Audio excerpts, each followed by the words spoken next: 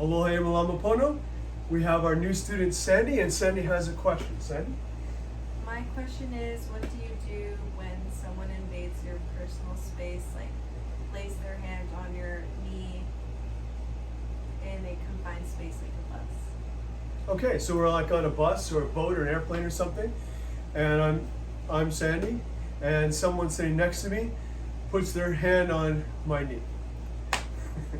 So the first is nonverbal, but also nonviolent. I just move my elbow, and for most people that are a courteous gentleman, that hopefully should be enough. If that is ineffective and they do that again, I can ideally preempt it. Meaning I don't wait till it's on the knee. I've already had the one uncomfortable experience, so when it starts to happen again, I go, oh, I'm sorry, please don't do that. So I use nonviolent posture, I de-escalate and have a soft tone of my voice, but I am very clear in my communication.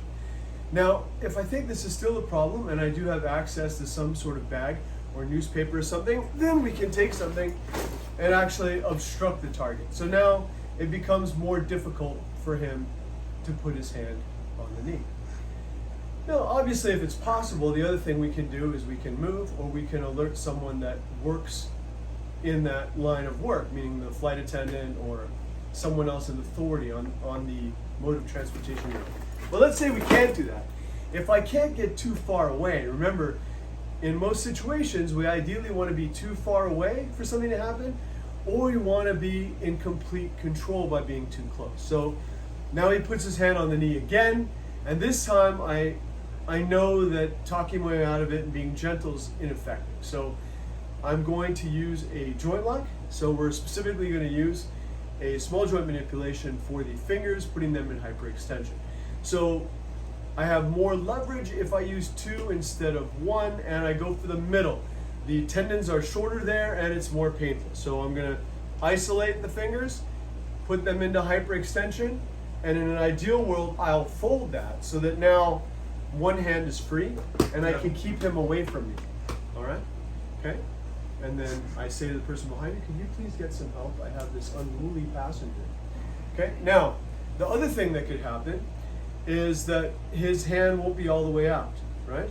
So in this case, Bill will hopefully not really do this to me, but this is like they're, doing this kind of a deal, right?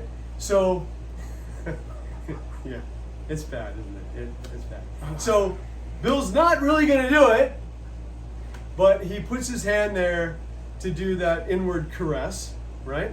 And now instead of hyperextension, we're gonna go for constriction.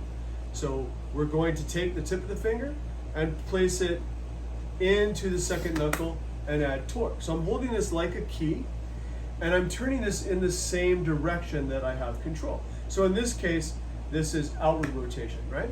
So we could also do this in internal rotation. So if his hand is this way, I'd rotate the key this way, all right? So you can go in either direction. And done correctly, this is a multiple layered lock, because you have the constriction, that's 1. You have the torque of the key motion, that's 2. You have the wrist lock, that's 3. At the elbow, that's 4, and at the shoulder, that's 5.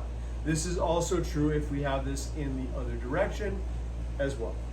And then, at the end of that, if Bill's not really a bad guy, you help make sure that his hands are relaxed with a little bit of lomi. But that is basically the answer to Sandy's question, so we're going to let her try it. No. So Sandy, go ahead and have a seat there.